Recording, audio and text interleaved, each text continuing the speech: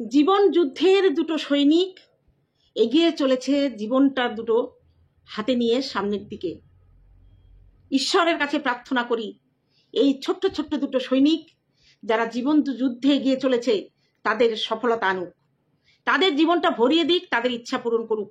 আর আমার আশীর্বাদ দুহাত তুলে তাদের উপরে থাকলো। অনেকদিন পরে আজকে আমি একটা ভিডিও করতে চলেছি। কাকে নিয়ে বুঝতে পারছো না? কারা জীবন যুদ্ধে লড়াইয়ে নেমেছে। সেই লড়াইয়ে তারা জিতবে কি জিতবে না সেটা কোনো ম্যাটার করে না। যুদ্ধ করতে হবে, আশা পূরণের দিকে এগিয়ে যেতে হবে। ছাপিয়ে পড়েছে দুজন অচেনা অজানা একটা জায়গায়। হ্যাঁ, কেউ তাকে, কিছু কিছু লোক তাকে সাপোর্ট করছে, তার কলকাতায় থাকা, তার বাড়ি খোঁজা, সব কিছুতে হয়তো অদৃশ্য থেকে কয়েকজন তাকে সাপোর্ট করছে, কিন্তু আসল সাহসটা তাদের নিজেদের এগিয়ে চলতে হচ্ছে। একটা স্থায়ী সংসার, পার্মানেন্ট একটা বাড়ি, সেখান থেকে কলকাতা মহানগরীর মতো একটা জায়গায় এসে নতুন করে সংসার পাতা চারটিখানি কথা না। হ্যালো বন্ধুরা, কেমন আছো? নিশ্চয়ই সকলে ভালো আছো, আমিও ভালো আছি। হ্যাঁ, আজকে মৌকে অ্যাপ্রিসিয়েট করে একটা ভিডিও আমি করতে চলেছি। দেখছি ওর ভিডিওগুলো, অবাক হয়ে যাচ্ছি। সব থেকে আমার অবাক লাগলো অতগুলো জিনিস একবারে ওরা টেনে নিয়ে চলে এলো। আমি অবাক হচ্ছি।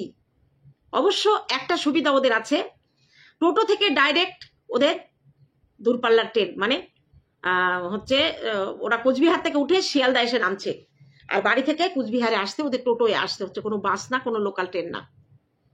একবারে উঠে যাচ্ছে জিনিসগুলো তুলে নিয়ে।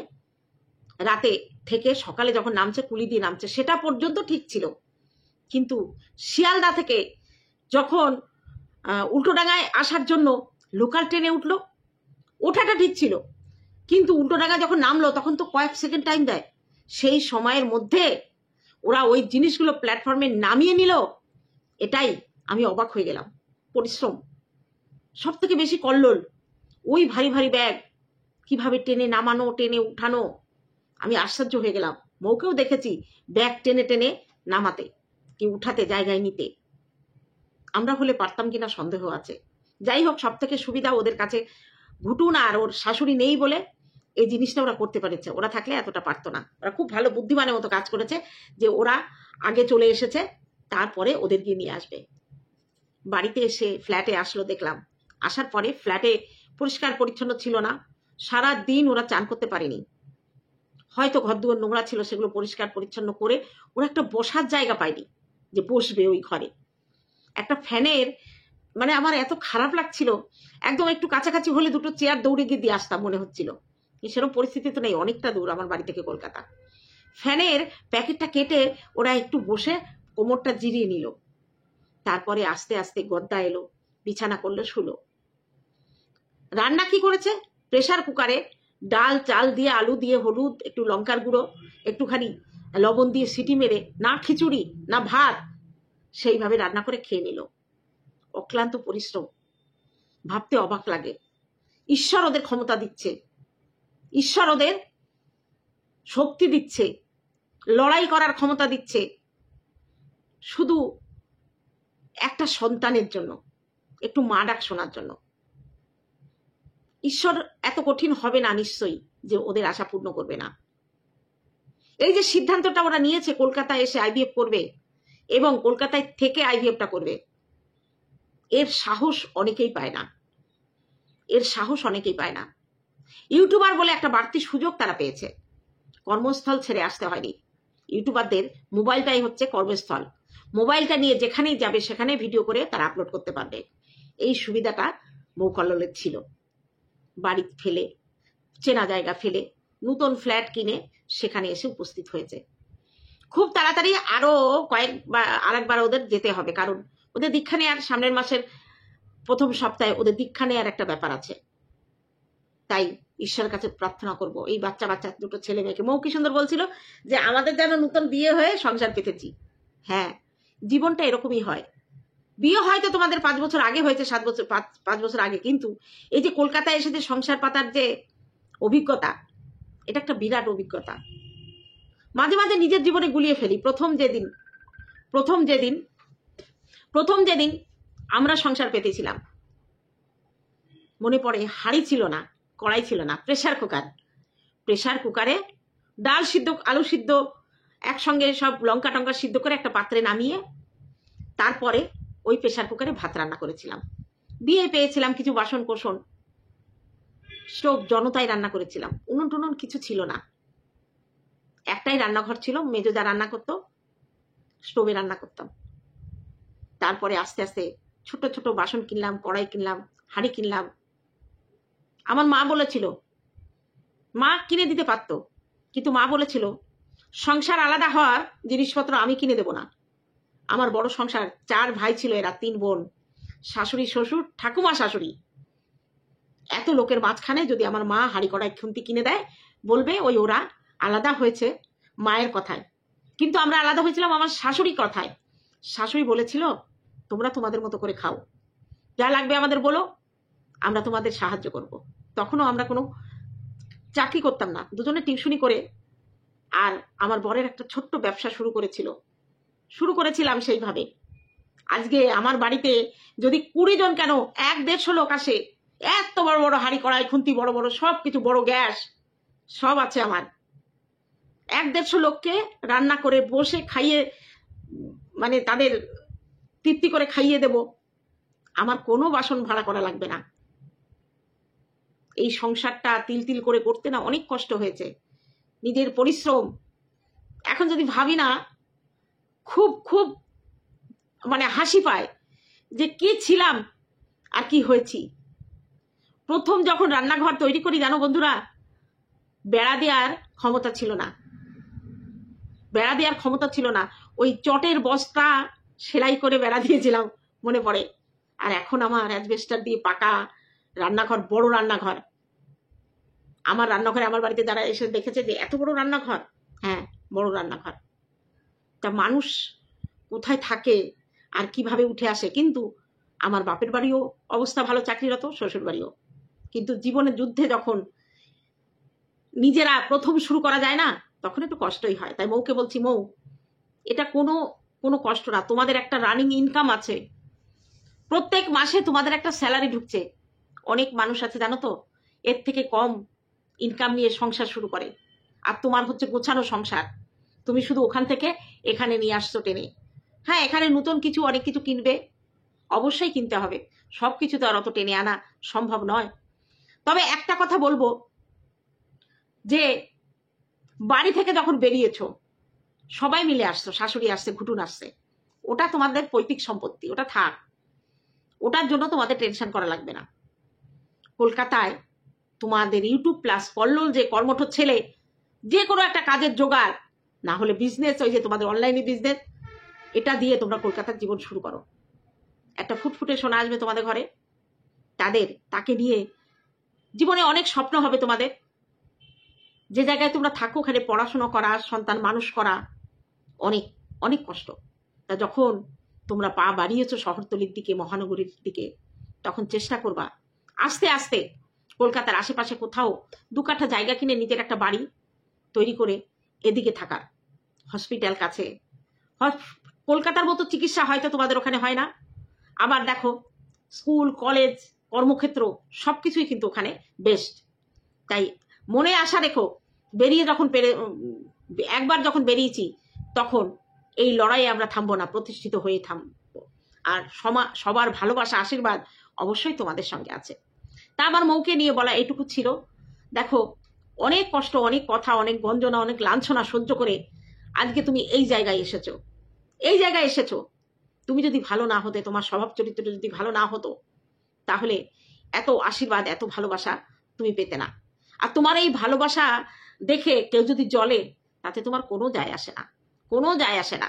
আজকে তোমার একটাই সম্পত্তি, তোমার একটাই সব থেকে বড় দামি জিনিস তোমার কাছে, সেটা হচ্ছে অজস্র ভালোবাসা, ভিউয়ার্সদের ভালোবাসা তোমার সঙ্গে আছে।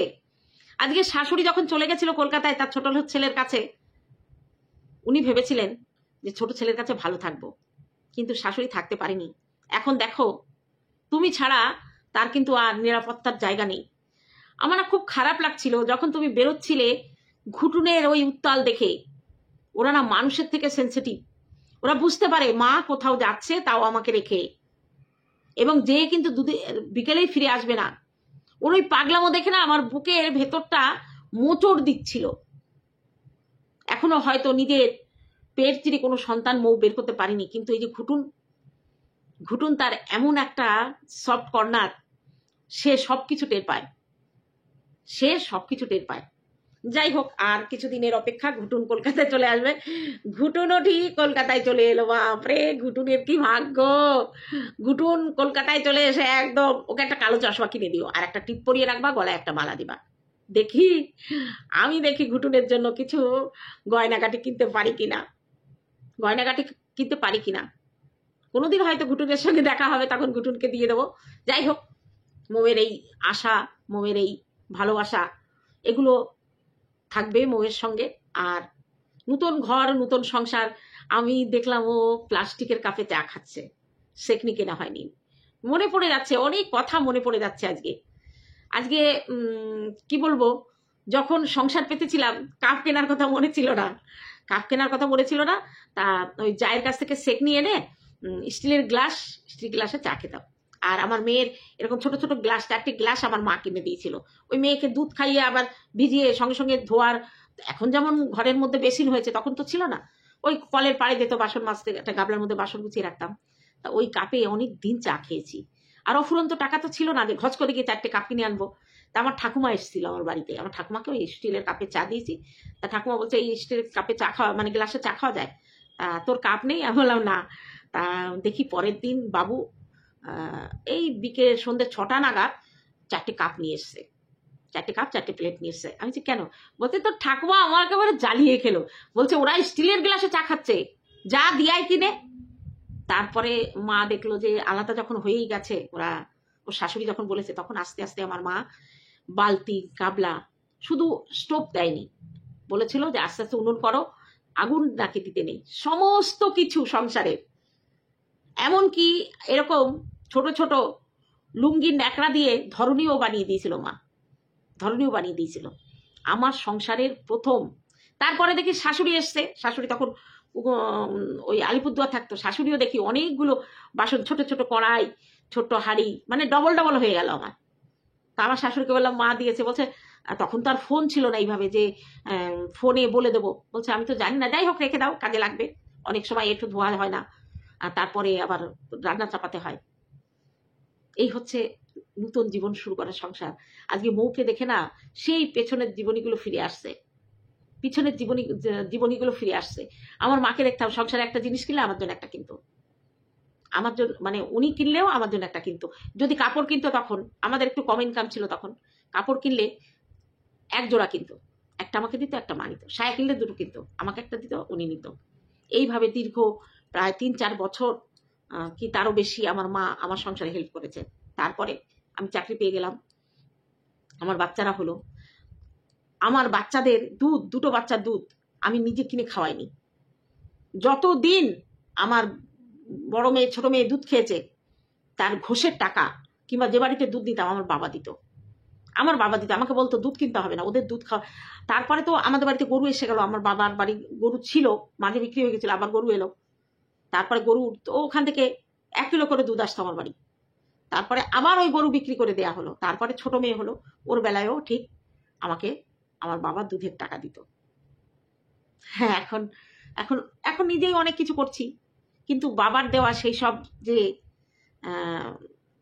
অনুদান ভুলবো না। আমার শ্বশুরমশাই 500, তখনকার আমলে 500 করে টাকা পাঠাতো, 500 করে টাকা পাঠাতো আমার সংসারে এক্সট্রা খরচের জন্য।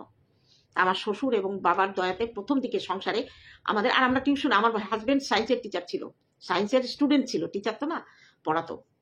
তারপরে আস্তে আস্তে আমাদের অভাব দূরে গেল, ব্যবসা শুরু করে দিল।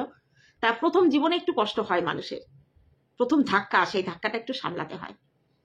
মৌকে বলার সঙ্গে সঙ্গে আজকে আমি মৌকে দেখছি, আর আমার প্রথম জীবনের কথা। ওই যে প্লাস্টিকের 2টো গ্লাসে ওরা চা খাচ্ছে, জল খাওয়ার গ্লাসে, ছাঁকনি নেই, মানে চা, লিকার চা তবু ছাঁকনি ছাড়া খাওয়া যায়, আর পাতা চাটা ছাঁকনি দিয়ে চাটা থিতোতে গিয়ে চাটা ঠান্ডা হয়ে যায়। তা দেখলাম 2 গ্লাসে ওরা নিশ্চয়ই কাপ কিনে নিই, ছাঁকনি কিনে নিই, আবার কিনে আনবে বিকালে গিয়ে। আস্তে আস্তে অনেক কিছু কিনতে হবে ওদের। একটা ছোট আলমারি কিনতে হবে, জামা কাপড়গুলো তো ব্যাগে ওইভাবে রাখা যাবে না। গ্রাউন্ড ফ্লোর, ওইভাবে মেঝেতে থাকলে মেঝের একটা ঠান্ডা আবহাওয়া আছে, এসেই ফ্যান কিনতে হয়েছে। এখনো টি টেবিল আছে, তবে কল্লোল বললো যে ডাইনিং টেবিল আর টি টেবিল বাড়ি থেকে নিয়ে আসবে, কারণ দীর্ঘদিন ওদের এখানে থাকতে হবে, ওখানে রেখে অসুবিধা কি। আর যেভাবে ওদের বাড়ি ট্রেন লাইনের যে কাছাকাছি, ওদের তো একবার ট্রেনে উঠে পড়লে শিয়ালদায় সে আর কোনো অসুবিধা নেই। ছেলে মেয়ে দুটো লড়াই করছে। জীবন যুদ্ধে লড়াই বড় শক্ত, বড় কঠিন জায়গা। সেই জায়গায় এসে নিজেদের মানিয়ে নিয়ে এগিয়ে চলাটাই হচ্ছে জীবন। আজকে ওরা এই যে মেঝেতে শুলো না, আমার খুব খারাপ লাগছিল, খুব খারাপ লাগছিল।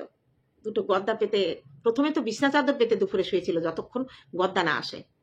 গদ্দা পাঠানোর পরে ওর এক দিদি গদ্দা পাঠালো, তারপরে দুটো আজকে দেখলাম দুটো চৌকি কিনে এনেছে। তো চৌকি এবং গদ্দা পেতে বেশ বিছনা টিছনা রেডি করলো, বালিশের ওয়াল লাগালো, বিছনা চাদর বেশ সুন্দরই লাগছে। পর্দা, একটা পর্দা ডবল হয়েছে আর একটা পর্দা সিঙ্গেল হয়েছে। হ্যাঁ, এই স্লাইডারের ফ্ল্যাটের জানলাগুলো বেশ বড় বড় হয়, পর্দা ডবলই লাগে। এবার আস্তে আস্তে ঘর সংসার গুছিয়ে নিয়ে হাঁড়ি এনেছে কিনা জানি না, অবশ্যই এনেছে মনে হয়। প্রেশার কুকারে রাঁধছে চালে ডালে, কড়াইটা বের করলো দেখলাম, হাঁড়ি তো অবশ্যই এনেছে, দেখতে পাবো আস্তে আস্তে। আর যেটুকু বাকি থাকবে এখান থেকে একটা ঠাকুরের আসনে এক ঝলক দেখলাম। ঠাকুরের আসনের প্যাটার্নটা আমার খুব ভালো লাগলো, ঠাকুরের আসনের প্যাটার্নটা ভালো লাগলো। তা দেখা যাক, ঠাকুরের আসনটা পুরো মানে পুরোটা ভালো করে দেখানো দেখতে পেলাম না। তবে সত্যি ঈশ্বরের কাছে প্রার্থনা করি, আর ভিউয়ার্সরা যেভাবে ওদের আশীর্বাদ করছে, যেভাবে ওদেরকে ভিউ দিচ্ছে, দেখে না বড্ড ভালো লাগছে। সত্যের জয় চিরকাল থাকবে। অন্যায় না করলে আর কাউকে কারোর সাথে ছলনা না করলে তাকে কেউ আটকে রাখতে পারবে না, আটকে রাখতে পারবে না। আজকে কোথায় কোচবিহারের একটা প্রত্যন্ত গ্রাম্য এলাকা থেকে বুকে এতটা সাহস নিয়ে কলকাতায় এসে বাসা ভাড়া করে থাকা চারটিখানি কথা নয়, চারটিখানি কথা নয়। শুধু ক্যামেরার উপর নির্ভর করে, শুধু এই তোমরা ভিউয়ার্স তোমাদের উপর নির্ভর করে ওরা এই এত বড় অথই সমুদ্রে পাড়ি দিয়েছে। তাহলে তোমাদেরও আমাদেরও তো দায়িত্ব আছে না, অ্যাজ এ ভিউয়ার্স হিসাবে। আমি না হয় এখন কন্ট্রোভার্সি ক্রিয়েটার পরে, অ্যাজ এ ভিউয়ার্স আমি আগে ওর প্রত্যেকটা ভিডিও পুঙ্খানুপুঙ্খ দেখে আমাদের মতামত দেওয়া কর্তব্য। আমি ভিডিওর মাধ্যমে মতামত দিচ্ছি, আর ভিউয়ার্সরা লিখে ওর কমেন্ট বক্সটা দেখলে মনে হয় যে কত মানুষ ওকে ভালোবাসে, কত মানুষ কমেন্ট করেছে 27 তারিখে কলকাতায় থেকো না, নবান্ন অভিযান। জানি না ওরা কি করবে, যদি কোথাও কাছাকাছি কোথাও যাওয়ার থাকে যেতে পারে, আর না হলে ঘরে ভেতর দিয়ে তালা দিয়ে ওদের চুপচাপ বসে থাকা উচিত। তবে একটা জিনিস আমি দেখলাম ওদের ফ্ল্যাটের, যখন পরপর মানে ক্লকসেবল গেটগুলো খুলছে, তালা দিচ্ছে, তখন মনে হলো খুব সিকিউরিটি সেফটি ভাবে ফ্ল্যাটটা তৈরি। মনে হয় 3টে দরজা, ওদের মেন গেটের থেকে আরো 2টো দরজায় তালা দিয়ে যে ঢুকবে যে বেরোবে সে বেরোবে। এবং ওদের যে করিডরটাও বেশ উঁচু, এবং সব থেকে মনে হলো গ্রাউন্ড ফ্লোর হলেও মানে ভিত থেকে মানে রাস্তা থেকে ওদের গ্রাউন্ড ফ্লোরটা অনেকটা উঁচুতে, একতলাটা ঠিক হাফতলা থেকে শুরু হয়েছে, এতটা উঁচুতে। দেখলাম ওর যখন মৌ জানলা দিয়ে দেখাচ্ছিল যে বৃষ্টি হচ্ছে, তখন পাশের যে ফ্ল্যাটটা ছিল মানে বাড়িটা, তার উঠোনে দেখলাম জল জমে গেছে। তার থেকে অনেকটা উঁচু ওদের ফ্ল্যাটটা, তার থেকে অনেক উঁচু ওদের ফ্ল্যাটটা, জল জমেনি। অতএব কলকাতায় যে মানে একটু বৃষ্টি করলে, মানে লোকে বলে না কলকাতায় ব্যাঙে হিসু করলেও বন্যা হয়ে যায়, অন্তত মৌদের ফ্ল্যাটটায় জল উঠবে না, সেরকমই দেখলাম। আর বন্যা হলে সেটা তো আলাদা কথা না। তা মৌকে বলবো ফ্রিজটা যদি কষ্ট করে আনতে পারো, কেননা ওখানে দিনের পর দিন ফ্রিজটা বন্ধ থাকলেও নষ্ট হয়ে যাবে, ফ্রিজটা আনতেই হবে। কারণ এই যে কিছু রান্না বেশি হওয়া, সেগুলো নষ্ট হয়ে যাওয়া, তারপরে এই রোজ তো বাজারে যে বাজার করা সম্ভব নয় না, এই যে মাছ একটু বেশি করে এনে ফ্রিজে রাখা, সবজি বেশি করে এনে ফ্রিজে রাখা, এই দই, হ্যাঁ মশলাপাতি, একটু গ্রাইন্ডারটা আনতে হবে, গ্রাইন্ডার নেই এখন, শুধু গুঁড়ো মশলা দিয়ে মশলার কৌটো কুইটি এনেছে কিনা জানি না, তবে এনেছে মনে হয়। মৌ যেমন গোছানোর মেয়ে, সবই দেখলাম। তবে ফ্রিজটা আনার ব্যবস্থা, মিক্সচার গ্রাইন্ডার আর ফ্রিজ, এই দুটো জিনিস কিন্তু কল্লোল অবশ্যই তোমার তাড়াতাড়ি আনা উচিত। ফ্রিজটা তো একেবারে প্রথম সারিতে, আর গ্রাইন্ডারটা, কারণ আজ না হয় তোমরা দুজন আছো, শাশুড়ি আসবে, এরপরে তোমার দাদা বৌদি মা আসবেই, তারা বাংলাদেশ একটু ঠান্ডা হলেই তারা আসবে। মনে হয়েছে আমার যে তারা আসতে পারে, আসা, কেন মৌ বলেছিল যে বাবার কাজ বেরিয়ে গেলে দাদা বৌদি মাকে নিয়ে আসবে, যেহেতু কল্লোলে যাওয়ার কথা ছিল, কল্লোল যেতে পারিনি। তা সত্যি তোমাদের কাছে অসংখ্য অসংখ্য অসংখ্য ধন্যবাদ, যারা মৌকে এখন পুরোপুরি ভিউ দিচ্ছ। ওর প্রয়োজন, ওর এখন প্রয়োজন। ভিডিওগুলো যারা দেখছো সম্পূর্ণরূপে ভিউ দাও, কারণ তোমাদের উপর ভরসা করে আজকে এই বাচ্চা বাচ্চা দুটো ছেলে মেয়ে কলকাতার দিকে পাড়ি দিয়ে কলকাতায় এসে নিজেদের জীবনযাত্রা শুরু করেছে। বলছে আমি 3টে নাইটি এনেছি। আরে পাগলি, এত নাইটি তুই বিক্রি করিস, অন্তত গোটা 5 নাইটি নিয়ে আসা উচিত ছিল বর্ষার দিনের সাথে সাথে। আর বাড়িতে যেমন বারবার তুমি রোদে দিয়ে আসতে, বারবার নিয়ে আসতে, এখানে তো তা হবে না, সেই ছাদে লিফটে করে যেতে হবে 5 তলায়, বারবার ওখানে যাওয়া, ঘুমিয়ে পড়লে তো সব ভিজে হয়ে যাবে, ঘরের মধ্যে শুকাতে হবে। তাহলে আর 2টো নাইটি সঙ্গে আনা উচিত ছিল। এখন কেন কলকাতা থেকে কেন নাইটি। যাই হোক, কলকাতা গড়িয়াহাটে গেলে অনেক অনেক কম দামে জিনিস কিনতে পারবে। যাই হোক, এইটুকু ছিল আমার মৌকে বলার কথা। আর কল্লোলকে দেখলাম যা পরিশ্রমী ছেলে, ও দাঁড়িয়ে যেতে পারবে, ওকে ওদের কেউ আটকাতে পারবে না। যতই কেউ ওকে হিংসা করুক আর যাই করুক, ওদের সততার কাছে সবকিছু ধূলিসাৎ হয়ে যাবে। ঈশ্বর আছে ওদের সঙ্গে। আর সব থেকে বড় কথা, মা যেখানে আছে কল্লোলকে কেউ কেউ ক্ষতি করতে পারবে না। মাকে নিয়ে কল্লোলের এই জীবনযাত্রা, সে মাকে একপাশে সরিয়ে রাখেনি, সে একবারও নিজের স্বার্থ দেখেনি। সে দেখেছে আমি যেখানে থাকবো, আমার মা যদি আমার সঙ্গে থাকে, আমি মাকে দেখবো সারা জীবন। অনেকে প্রশ্ন করছিল মা আর ঘুটুনকে কেন রেখে এলো, রেখে আসেনি। মৌ ভিডিও তো বলেই দিয়েছিল যে আমরা আগে যাব ঘর দুয়ার। আজকে তোমরা চিন্তা করো, যদি কালকে যে আমরা ভিডিওতে আজকে দেখলাম, যদি ওই পরিস্থিতি ওরা থাকতো, তাহলে আরো কষ্ট হতো, আরো কষ্ট হতো। ওই জন্য অবশ্যই ঠিক আছে, আজকে এর পরের বার মা এবং ঘুটুনকে নিয়ে ওরা আসবে। ওদের এই ছোট্ট সংসার এগিয়ে চলুক, আমার দুহাত তোলা আশীর্বাদ রইল ওদের দিকে। এগিয়ে চলো, আমরা তোমাদের সঙ্গে ছিলাম, আছি, থাকবো। তা বন্ধুরা, আমার মৌ কল্লোলকে নিয়ে অনেকদিন পরে এই কথাটুকু বলা তোমাদের। তোমরা আমার ভিউয়ার যারা, তারা অবশ্যই বেশি বেশি করে মৌকে ভিউ দাও। এই সময় আমাদের ওদের পাশে থাকা একান্ত প্রয়োজন, দরকার। তা চলো বন্ধুরা, আজকে এইটুকু, দেখা হবে অন্য কোনো ভিডিওতে। ততক্ষণে তোমরা সাবধানে থেকো। আর মৌ কল্লোল অনেক অনেক ভালোবাসার আমার ভিউয়ারদের জন্য। চলো টাটা।